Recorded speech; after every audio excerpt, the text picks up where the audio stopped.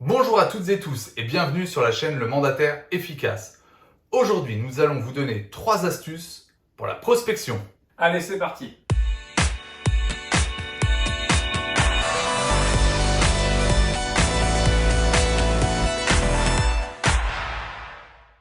La prospection. Alors ça, c'est un gros mot dans l'immobilier. Tous les mandataires immobiliers détestent ça, enfin la plupart. Maintenant, on va vous expliquer déjà qu'est-ce que la prospection immobilière.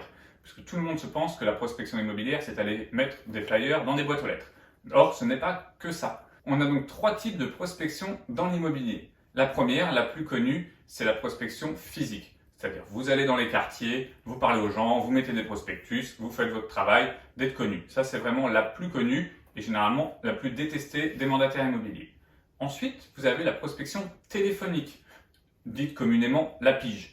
Là où vous essayez de rentrer des biens en appelant les petites annonces sur le bon coin, tous les particuliers. C'est là où on se fait raccrocher au nez, insulter par les gens. C'est assez génial. Et voilà, c'est un type de prospection qui est aussi un petit peu détesté des agents immobiliers.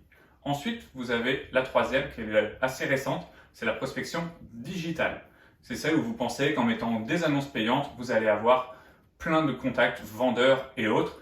Et là, c'est une prospection qui commence à être un petit peu détestée par les clients. Donc nous, on va vous donner une astuce pour chacune de ces prospections afin que vous puissiez vraiment vous améliorer. Allez, vas-y Olivier, parle-nous de la première. Première astuce, ça va être l'astuce pour la prospection téléphonique. Bien souvent dans la prospection téléphonique, on manque de régularité. La régularité va être primordiale. En effet, quand une annonce sort, si vous appelez le client tout de suite, il y a de grandes chances qu'il ne veuille surtout pas vous recevoir. Même si vous lui dites « Bonjour monsieur Untel, j'ai vu que votre maison était en vente, je peux venir lundi ou mardi, je peux vous assurer que vous allez dans le mur. » Il va falloir donc bien définir la courbe de motivation de votre client. Je m'explique. Au tout début, quand vous mettez votre maison en vente, vous en discutez avec votre épouse et vous décidez de la mettre en vente, par exemple, le lundi sur le Bon Coin. Votre courbe de motivation est au plus haut. Et puis, les jours vont passer, il va peut-être pas y avoir de visite parce que vous avez mis trop cher, ou alors des visites mais pas d'offres, et dans ce cas-là, la courbe de motivation va commencer à chuter. Et avec le temps, cette courbe de motivation va commencer de plus en plus à chuter, à chuter. Et il y a un moment donné, cette courbe va croiser celle de vos appels. C'est-à-dire que si vous appelez toutes les semaines pour demander à la personne où est-ce qu'elle en est dans son projet, pas forcément pour lui dire je peux venir demain pour prendre un mandat, vous allez voir qu'à un moment donné, cette courbe va croiser celle de vos appels. Et à ce croisement-là, vous pourrez rencontrer le client et lui proposer un mandat parce qu'il va bien se rendre compte que ça fait peut-être 2, 3, 4, 5 semaines que son bien est en vente et qu'il n'est toujours pas vendu, qu'il n'a peut-être même pas le retour des éventuels acquéreurs qui ont visité. Et ça, c'est très très souvent quand les gens mettent leurs biens en direct sur le Bon Coin par exemple. Et un petit tip qu'on vous donne comme ça en plus, quand vous appelez la première fois la pige et que vous faites raccrocher au nez, qu'on vous parle mal, que la personne n'a pas envie de vos services, pensez quand même à envoyer un petit SMS de remerciement de son accueil téléphonique avec vos coordonnées. Comme ça, au moins, il va garder votre nom en tête et quand vous le rappellerez, vous serez déjà connu. Et vous verrez que quand sa courbe de motivation va diminuer, il vous enverra beaucoup moins balader. Allez, à toi de jouer Sébastien sur la prospection physique. La prospection physique, l'astuce qu'on va vous donner, c'est arrêter de mettre des flyers dans les boîtes aux lettres.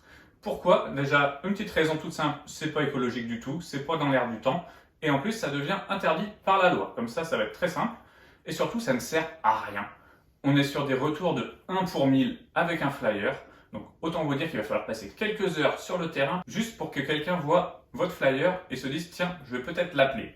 Mais cette personne, c'est peut-être même pas un vendeur, c'est peut-être juste un curieux et autres, donc on a vraiment un retour nul. Si vous souhaitez mettre des flyers dans les boîtes aux lettres, payez une entreprise qui va vous les mettre et au moins vous pourrez vraiment travailler. Parce que mettre des flyers dans des boîtes aux lettres, mis à part pour faire la notoriété d'une agence, c'est d'ailleurs pour ça que quand vous êtes en agence, la plupart vous demandent d'aller mettre des prospectus dans les boîtes aux lettres, parce que ça va permettre de connaître l'agence, et vous, on s'en fiche. Alors que là, vous êtes mandataire immobilier, vous travaillez surtout pour votre nom. Donc l'important, c'est vraiment de vous faire connaître. Donc c'est pas avec les flyers. Et puis n'oubliez pas qu'en tant que mandataire, vous travaillez seul. Quand ils sont une agence, ils vont aller peut-être à 5, 6, 7 sur le terrain avec les flyers. Donc finalement, ils vont ratisser un secteur beaucoup plus large et pouvoir être beaucoup plus récurrents que vous qui êtes seul. Donc Sébastien a totalement raison, les flyers, oubliez. D'ailleurs, n'hésitez pas à mettre en commentaire comment vous vous faites accueillir quand vous mettez des flyers, qu'est-ce que vous faites, est-ce que vous en mettez beaucoup et quel est votre retour, ça nous intéresse quand même si avec Olivier on n'en met plus du tout. on aimerait savoir un petit peu comment ça se passe pour vous sur le terrain. Olivier va vous expliquer la dernière astuce sur la prospection digitale. Alors je le sais, il y a de plus en plus de liens sponsorisés sur la prospection digitale.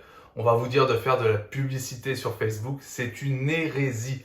Les gens en ont ras-le-bol de voir des publicités Facebook. On est de plus en plus harcelé par les publicités Facebook, que ce soit pour une marque de vêtements, que ce soit pour des montres.